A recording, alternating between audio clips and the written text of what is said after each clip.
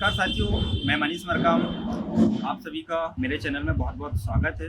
और आज हम गोंडवाना गणतंत्र पार्टी के छिंदवाड़ा पांडुना लोकसभा क्षेत्र क्रमांक 16 के युवा प्रत्याशी देवरावन भलावी जी से कुछ राजनीतिक मुद्दे पर हम चर्चा करने जा रहे हैं। आइए हम स्टार्ट करते हैं। आज हमारे बीच गोंडवाना गणतंत्र पार्टी से देवरावन भलावी जी हमारे साथ उपस्थित हैं और हम उनसे कुछ राजनीतिक मुद्दे पर चर्चा करना है। पहले तो भलावी जी, आपका बहुत बहुत स्वागत है हमारे यूट्यूब चैनल में। धन्यवाद, आपने मुझे चर्चा के लिए यहाँ पर आमंत्रित किया। तो ना मैं अपना परिचय दे दूँ, मेरा नाम देवरावन भलावी है और गोंडवाना गणतंत्र पार्टी से मैं अधिकृत प्रत्याशी हूँ। संसदीय क्षेत्र छिंदवाड़ा और अब इसमें तो 2 जिले आ रहे हैं, छिंदवाड़ा और पांडुना जिला है। काफ़ी बड़ी आबादी यहाँ पर जनता जनार्दन की है, उसमें अलग अलग वर्ग के लोग यहाँ पर मौजूद हैं और मेरा ये पहला चुनाव है। बेसिकली जो है लोकसभा चुनाव, इससे पहले विधानसभा चुनाव में लड़ा था, उसमें 10 दिन की मेरी तैयारी में जो परिणाम मिलना चाहिए था वो मुझे मिला। और अभी वर्तमान समय में मैं गोंडवाना गणतंत्र पार्टी छिंदवाड़ा के जिला अध्यक्ष भी हूँ और लोकसभा प्रत्याशी भी। और मेरा अभी 30 तारीख को जो था सबका फॉर्म स्टैंड था वो हो चुका है और अब अपना जो प्रचार का जो सिलसिला है, सॉन्ग बनाना, वीडियो एडिटिंग, ये सारी चीज़ें हो गई। तो आप किन मुद्दों को लेकर चुनाव लड़ रहे हैं? देखिए, मुद्दे तो हर एक राजनीतिक पार्टी के विचारधारा के हिसाब से रहते हैं।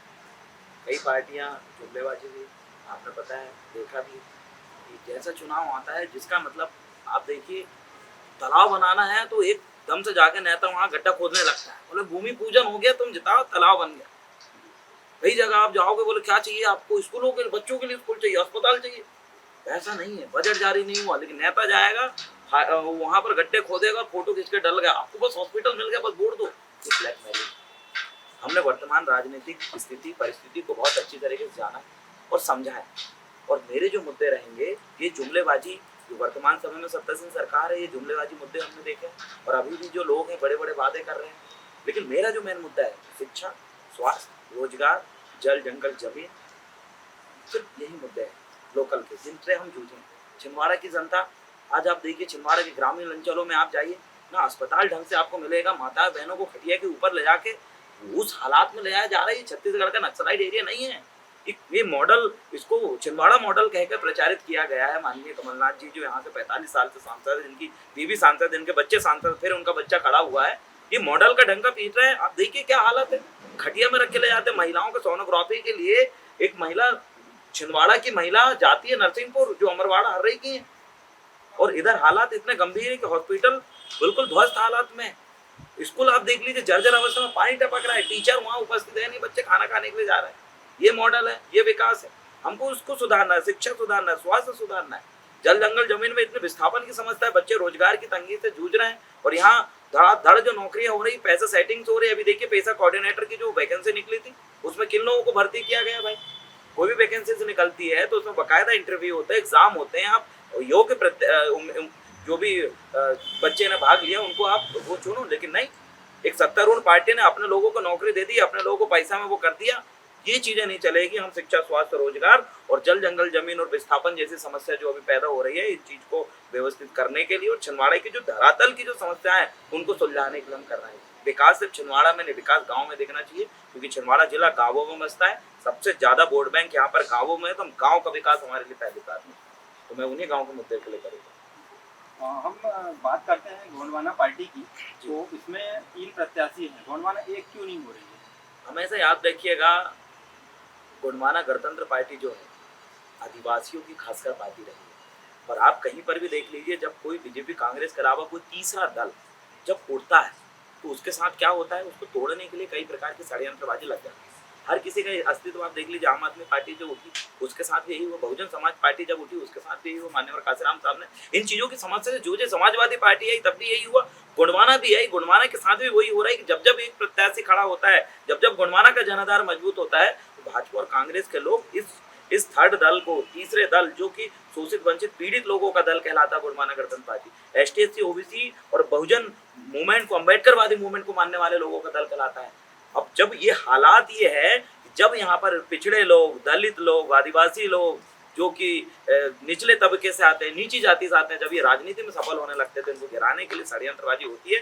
वैसे 3 प्रत्याशी का गोंडवाना से उतरना उसी षड्यंत्र का शिकार है। आप देख लीजिए, तीनों प्रत्याशी जो खड़े हो, तीनों में आप देख लीजिए किसका कितना जनाधार है, कितना क्या हालात है। ये षड्यंत्रबाजी के शिकार हर जगह हुए हैं, लेकिन राजनीति में ये चीज चलती है, हम इस बात को मानते हैं और उसके बावजूद भी हम जीत के दिखाएंगे। ये हमारे लिए चैलेंज का विषय है और उस चैलेंज को हम एक्सेप्ट करके जरूर जीत दर्ज कराएंगे। इस आशा और उम्मीद के साथ पुनः जनता के बीच में हम उतरेंगे। और रही बात गोंडवाना की, तो गोंडवाना एक है, एक थी और एक रहेगी जब तक हमारे जैसे लोग जिंदा रहेंगे, क्योंकि हम काम करने वाले, लड़ने वाले, धरातल में आंदोलन करने वाले लोग।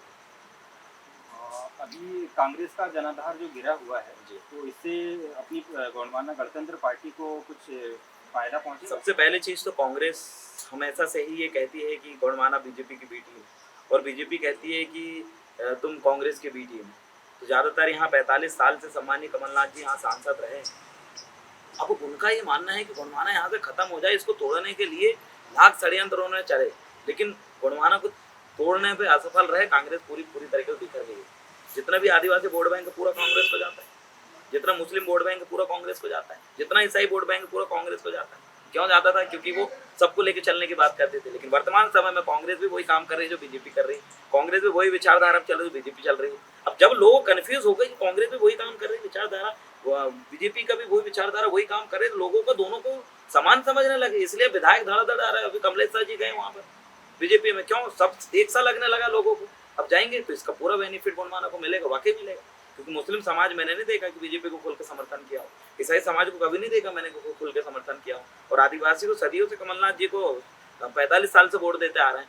जब वो बीजेपी में चले गए तो आदिवासी समाज पूरी की पूरी पुनः गोंडवाना के पास आई, क्योंकि गोंडवाना आज भी जिंदा है, खड़ी है, और इसका सकारात्मक परिणाम आपको देखने को भी मिलेगा। और मजबूरी है लोगों की कि तीसरा दल सिर्फ गोंडवाना छिंदवाड़ा के अंदर, मध्य प्रदेश के अंदर सबसे मजबूत दल है। तो अब जब बीजेपी कांग्रेस भाई भाई हो गई है तो तीसरे को तो उनको अपना दोस्त बनाना पड़ेगा, इनकी मजबूरी है, और हम आगे बढ़ेंगे और हम वैचारिक रूप से भी मजबूत लोग। तो गुलाबी जी, हमारा अगला बिंदु था, क्या गोंडवाना जो बीजेपी का मतलब विरोधी है या आरएसएस जो है उसका विरोधी है? देखिए, ये अक्सर कर ये हमेशा छाप लगा है कि ये जो लोग हैं जो बीजेपी को नहीं मानते, जो आरएसएस को नहीं मानते, वो वामपंथी है, वो नक्सलवादी है, उग्रवादी है, इस तरीके के कई आरोप लगते हैं। लेकिन याद रखिएगा, इस देश में संविधान का राज है। गोंडवाना सिर्फ संविधान को मानने वाले लोगों के साथ बैठती है। इसकी विचारधारा संविधान को बचाने की विचारधारा है। ये संविधान बदलने की बात नहीं करती, आरक्षण खत्म करने की बात नहीं करती। हम उन लोगों का विरोध करते हैं जो हम एसटी, एससी और ओबीसी को, जो हमारे पुरखों ने आंदोलन करके अपना खून बहा के जो अधिकार लिए हैं, आरक्षण जैसे अधिकार, उसका जो विरोध करते हैं उनके विरोधी हैं। अब इसमें अगर आरएसएस अगर आरक्षण का विरोध करती है, एसटी, एससी, ओबीसी मूल्यवासी होने की वजह से जो मिलने वाला आरक्षण का अगर विरोध अगर आरएसएस करेगी तो आरएसएस का विरोधी हम हैं। अगर हमें मिलने वाला एसटी, एससी एक्ट जो हमारे ऊपर हो रहे अत्याचार को रोकने के लिए बनाया गया है, हमारे लोगों ने जिसके लिए खूनी संघर्ष किया, जिसकी वजह से हमें अधिकार मिला, अगर उसका वो विरोध करती है तो हम आए उसके विरोध। हमारे अधिकारों का जो विरोध करेगा हम उसका विरोध करेंगे, क्योंकि हमारे पुरखों ने इन अधिकारों के लिए अपनी जान गंवाई है।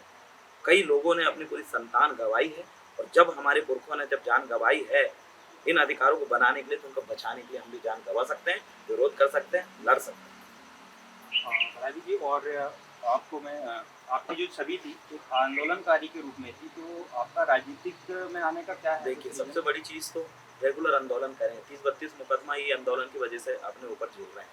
जब हम शोषितों के लिए अस्पताल में जाके हम लड़ रहे हैं, जब हम शोषितों के लिए उनकी जमीन को छीनने से रोकने के लिए हम लड़ रहे हैं, वन विभाग से एक लोगों की अपनी जमीन में जिस अनाज को बोता है उसको काटता है, उस जमीन को छीन लिया, उनका रोजंदारी, उनका दैनिक जो बनता है, जंगलों से आने वाली आमदनी, सब कुछ रोक लिया। इनके लिए मैं लगातार आंदोलन किया। किसी शोषित वंचित को किसी ने मारा, किसी दबंग ने, पुलिस एफआईआर लिखी, उसके लिए आंदोलन किया। तो आंदोलन करते करते मेरे को एक चीज़ समझ में आया कि जब मैं इनके जल जंगल जमीन के लिए आंदोलन कर रहा हूँ, इनके ऊपर अत्याचार हो रहा है तो आंदोलन कर रहा हूँ, स्कूल में कुछ गलत हुआ तो आंदोलन कर रहा हूँ, अस्पताल में कुछ गलत हुआ तो मैं आंदोलन कर रहा हूँ, इनकी जमीन कोई छीन रहा है तो मैं आंदोलन कर रहा हूँ, इनको बच्चों को कोई अगर मार रहा है तो मैं आंदोलन कर रहा हूँ, इनकी बेटी बहू बेटियों को कोई छेड़ रहा है तो मैं आंदोलन कर रहा हूँ। जब सब चीज़ के लिए लड़ में रहा हूँ तो नेता किस लिए बन रहा है? नेता सिर्फ हम इसलिए बनाते हैं कि हमारी वो आवाज़ बने, हमारे गाँव की आवाज़ को विधानसभा संसद भवन तक पहुँचाएं।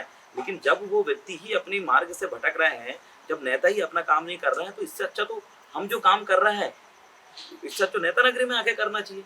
यही काम अगर आंदोलनकारी अगर जिस तरीके राजनीति में आके अगर वो काम करता है तो उसका उद्देश्य समाज का भला करना होता है, उसका उद्देश्य अत्याचार को रोकना होता है, भ्रष्टाचार को कम करना होता है। तो मेरा सफर जब आंदोलन करते हुए जब मैंने देखा कि फोकट लोग जिनकी कोई औकात नहीं है, जिनका कोई वजूद नहीं है, जो समाज से लेकर शोषित वंचित पीड़ित समाज से जुड़ा ही नहीं है, वो लोग नेता बन के जब गद्दी में बैठते हैं और पूरी मलाई हमारे हक अधिकार का पैसा सब खाने हमारे आंखों के सामने खाते हैं, तो ऐसे लोग उखाड़ने के लिए जी हाँ, अगर नेता बनना पड़े तो नेता बनेंगे, राजनीति करना पड़े तो करेंगे, लेकिन अपने आंखों के सामने हम किसी का बुरा नहीं होते देखेंगे। छिंदवाड़ा और पांडुना लोकसभा से आप जीतेंगे, इसके मुख्य कारण क्या क्या रहेंगे? देखिए, कभी भी किसी भी नेता को कोई जनता चुनती है, वोट देती है, कोई भी प्रत्याशी है, उसका कुछ मुख्य चीज़ें यही होती है, क्या वो सामने वाले व्यक्ति जिसको हम वोट दे रहे हैं, क्या वो ईमानदार है?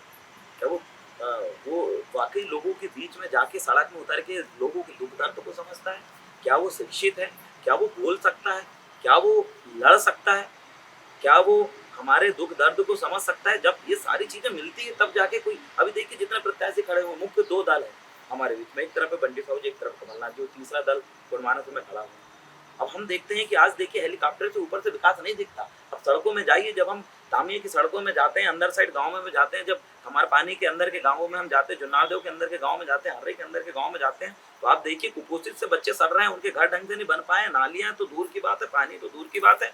हालात इतना गंभीर है कि लोग जानवरों पे माफी के आदिवासी जिंदगी जी रहा है। वो व्यक्ति जो इस देश का मालिक कहलाता है, 5 जनवरी 2011 सुप्रीम कोर्ट का जजमेंट कहता है कि इस देश का मालिक है ये, आज वो देखिए मतलब पलायन करके बाहर जा रहा है। ये हालात यहाँ पर जब उपजते हैं, ये हालात जब हमारे पैदा होते हैं, तो किस चीज का विकास? हम लोग इस चीज में लड़ रहे हैं, हम लोग जमीन में जाके लड़ रहे हैं। तो ये वजह है, लोग इसलिए हमें चुनेंगे, लोग इसलिए हमें वोट देंगे क्योंकि हम जमीन में उतर के काम करने वाले लोग हैं, हेलीकॉप्टर से विकास देखने वाले नहीं। इन लोगों को वो जो दर्द पता नहीं है। आज देखिए नकुल नाथ जी और उनका पूरा परिवार इतने समय से राजनीति में है, आज ईडी से लेकर इनकम टैक्स इनके पीछे लग गया, तो इनकी मजबूरी रही है कि ये बीजेपी में जाने वाले थे, लेकिन बीजेपी ने इनको धक्का मार के भगा दी क्योंकि इनका कोई काम नहीं है। बीजेपी में एक से एक बड़े नेता है, इनको नहीं लिया तो अब ये फिर से आ गए, इनके पूरे विधायक उसमें जा रहे हैं। हालात इनकी गंभीर है क्योंकि सुख दुख को ये नहीं समझ सकते।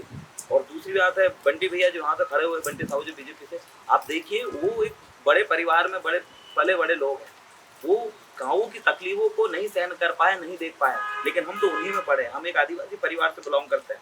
दुख दर्द क्या होता है, तकलीफ क्या होती है, समस्याएं क्या होती है, हम तो जिए हैं और जीते हुए हम बड़े हैं। तो लोग सिर्फ उन लोगों को चुनेंगे जो वाकई उनके लिए ईमानदारी से काम कर सकते हो।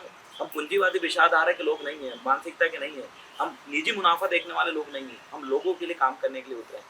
इसलिए लोग हमें चुनेंगे, इसलिए लोग हमें वोट देना पसंद करते हैं। और इसलिए मुझे अमरवाड़ा की जनता ने मात्र 10 दिन मैंने काम किया, 18,000 लोगों ने मुझे सपोर्ट किया। इसके लिए मैं बहुत खुशनसीब हूँ और मैं यही समझता हूँ कि आगे भी जनता का आशीर्वाद बना है। तो मुद्दा करते हैं बात, अब अमरवाड़ा की करें तो मोनिका भट्टी जी जो थी, उनका बीजेपी में जाने का क्या कारण था? देखिए, सबसे पहली चीज़ तो कभी भी कोई भी नेता इधर से उधर जाता है तो कुछ ना कुछ वजह है। वर्तमान समय में अगर कांग्रेस के नेता बीजेपी में जा रहे हैं तो उनकी वजह सिर्फ एक है कि उनका आय से ज़्यादा स्रोत उनका पैसे का है। मतलब जितना वो कमाते नहीं उतनी ज़्यादा की संपत्ति है उनके पास। एक उनकी वो वजह मिल गई कि भाई हमें जाना ही पड़े, जनता जाए चूल्हो आनंद, क्योंकि हमें तो हमारी संपत्ति बचाना, हमारे हमारे बच्चों को भविष्य बचाना, तो वो चले गए। ऐसी मोनिका की भी वजह थी उस समय। मोनिका भट्टी जी अचानक राजनीति में आई जब उनको लगा कि मैं गोंडवाना में रह के विधायक नहीं बन पाऊंगी। ये इसलिए लगा उनको क्योंकि गोंडवाना में विधायक बनने के लिए जी फटी चप्पल फटते तक काम करना पड़ता है, फटी कथड़ी में सोना पड़ता है, जनता के बीच में भूखे प्यासे चलना पड़ता है, तब जाके गोंडवाना में एक व्यक्ति विधायक बनता है, क्योंकि गोंडवाना के पास पैसे नहीं है, मेहनत पे काम करने वाले लोग। तो मोनिका जी को लगा कि आसानी से मैं बन जाऊँ, इसलिए बीजेपी में वो गई थी। लेकिन कोई बात है, जनता ने फिर उनको देखा ये लोग आसानी से बनने के लिए आए, इनको सुख दुख का कोई लेना देना नहीं है, तो इस वजह से जनता ने उनको नकारा और वो नहीं बन पाई। और रही बात मोनिका भट्टी जी, उधर तो गई है, लेकिन आज भी जाने के बाद एक बार उनको समाज ने 50,000 से ज़्यादा वोट गोंडवाना की गई है, बीजेपी की वोट कांग्रेस में गई है। हालात इतनी कम अब गंभीर हो चुकी है कि मोनिका जी का आज अस्तित्व देखिए, आज 3 प्रत्याशी वहाँ पर से हो चुके हैं। उत्तम ठाकुर जी सबसे दबंग प्रत्याशी थे बीजेपी के, अब उसमें मोनिका जी चली गई एक ही गाड़ी में, अब तीसरा कमलेश भी चले। एक गाड़ी में 3 लोग अगर बैठते हैं तो चालान वैसे ही करती है। ये तो पार्टी है, वहाँ ये आपस में लड़ेंगे और एक कटोरा में, एक छिटुआ में, एक पिंजरा में अगर ज़्यादा बर्तन हो तो आवाज़ करने लगते हैं वो लोग। आज देखिए उनका अस्तित्व उन्होंने खुद ने खत्म किया। अगर वो वहाँ पर गई स्वार्थ की वजह से गई, मिशन पे काम नहीं करती थी, सुख दुख को नहीं समझती थी, इसलिए चले जाएंगे। लेकिन हमारे जैसे जो लोग हैं जो दिन रात आंदोलन करें, हम तो जेल जाना पसंद करते हैं लेकिन बीजेपी में जाना नहीं। मोनिका ने बोली मैं थूकना पसंद करूंगा लेकिन बीजेपी में नहीं जाऊंगी, लेकिन फिर भी क्यों भाई? क्योंकि विचारधारा से मजबूत नहीं। विचारधारा वाला व्यक्ति, मिशन वाला व्यक्ति सर कटाना पसंद करता है, सर झुकाना नहीं। और मोनिका जी की विचारधारा मजबूत नहीं थी, क्योंकि भट्टी जी ने कभी उनको राजनीति में नहीं लाया था। अचानक उनको पद दिया और बोले कि जाओ करो। भट्टी जी जाने के बाद अचानक उनको जिम्मेदारी दी गई। तो जो बिना वैचारिक व्यक्ति है, जो अच्छा नहीं समझता, अच्छा बुरा नहीं समझता, मिशन नहीं समझता, जिसको सुख दुख और शोषित बनती समाज को कैसे हम शासक वर्ग में लेकर आए, सारी चीज़ें नहीं समझता, वो लोग ऐसे ही जाते रहेंगे और आते रहेंगे। लेकिन मेरी तरह कुछ लोग हैं जो मुकदमा झेल लेंगे, लट खा लेंगे, डंडे खा लेंगे, सब कुछ सहन कर लेंगे, जलील हो जाएंगे, लेकिन कभी अपने आत्मसम्मान के साथ समझौते नहीं करेंगे। ऐसे सैकड़ों लोग आज गाँव में भी रहते हैं और मुझे देखने वाले ऐसे सैकड़ों लोग हैं जो अपने आत्मसम्मान के साथ कभी सौदा नहीं करते। सूखी रोटी खा लेंगे, फटे कपड़े पहन लेंगे, लेकिन सम्मान बकायदा चाहिए। ये चीज़ चलिए भाभी जी, हम अगले बिंदु की ओर चलते हैं और इस बार गोंडवाना गणतंत्र पार्टी किसका खेल बिगाड़ेगी? देखिए, गोंडवाना गणतंत्र पार्टी कभी खेल बिगाड़ने की नहीं, वो शोषित वंचित की आवाज़ उठाने के लिए आई है। खेल तो अपने आप बिगड़ता है, लोगों को यही लगता है। जब बहुजन समाज पार्टी आई तो उनको लगा कि बीजेपी का खेल बिगाड़ेगी। हम बताएं ना, जब समाजवादी पार्टी, आम आदमी, जितनी भी थर्ड पार्टी आएगी, लोग यही कहेंगे कि तुम इसका सपोर्ट करने के लिए खड़े हो, तुम उसका सपोर्ट करने के लिए खड़े हो। लेकिन हकीकत क्या है? हकीकत तो हम आपको बता रहे हैं ना कि हम आज भी वंचित हैं।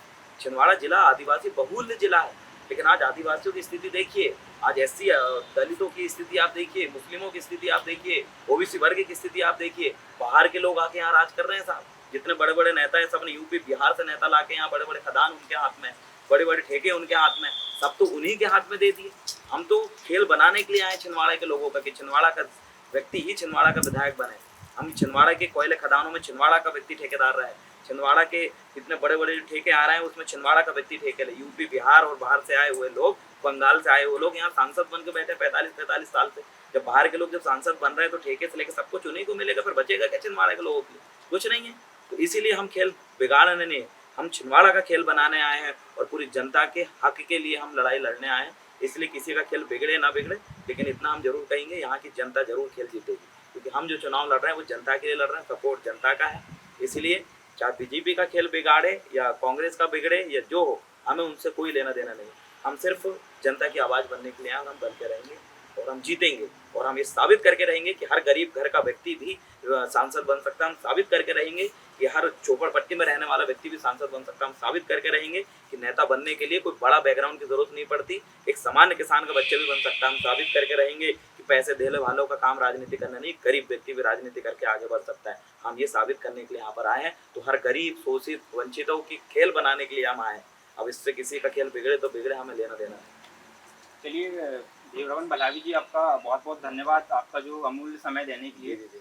मैं अंत में जनता को एक संदेश आपके चैनल के माध्यम से देना चाहता हूँ कि सबसे पहले बहुत बहुत आभार, धन्यवाद। और जितने भी साथी इस वीडियो को देख रहे हैं, ज़्यादा से ज़्यादा शेयर करें, क्योंकि बड़े चैनल हमें प्रमोट नहीं करते, क्योंकि शोषित वंचित के जो लोग हैं वो कभी भी जो है इनको एफोर्ड नहीं कर पाते, बड़ा पैसा नहीं दे पाते। तो हम इन्हीं छोटे छोटे चैनलों के माध्यम से आप तक पहुँचने की कोशिश कर रहे हैं। मैं जनता जनार्दन से कहना चाहता हूँ कि छोटे छोटे चैनल जो हमारी आवाज़ बन रहे हैं, उनको प्रमोट करो, उनको शेयर करो, अपने भाइयों को व्हाट्सअप करो। कई लोग आपके पास गांव में आएंगे, आपको बहकाएंगे, आपको चिल्लाएंगे, आपको डराएंगे, हमारे खिलाफ भड़काएंगे। इस वीडियो को आप देखें और एक एक सवाल और उनके जवाबों को अपने दिमाग में बिठा रहे हैं। और जो जो लोग आपको बहलाने, फुसलाने, डराने के लिए आए हैं, उन लोगों को बड़ा जवाब दें, क्योंकि ऐसे ही वीडियो में हम सवाल जवाब भी कर सकते हैं, क्योंकि बाकी लोग नहीं आने वाले, बाकी न्यूज़ चैनल नहीं बताने वाले, लेकिन जो है हमारे लिए वही बेस्ट है। इसलिए ज़्यादा से ज़्यादा वीडियो शेयर करें। और इस बार गोंडवाना गणतंत्र पार्टी का जो चुनाव चिन्ह है वो ब्लैक बोर्ड है। मैं आपसे यही आग्रह और निवेदन करता हूं कि मेरा चुनाव का जो सेशन चल रहा है, इसलिए आप ज़्यादा से ज़्यादा साथियों को कॉल के माध्यम से, फ़ोन के माध्यम से संपर्क करें और उनको बोलें कि हमने सबको देख लिया, सबको हमने जिता दिया, इसको उसको छोड़ दो, ब्लैक बोर्ड को वोट दो, ऐसी आशा और अपेक्षा रखो। बहुत बहुत धन्यवाद। जय सेवा, जय भीम।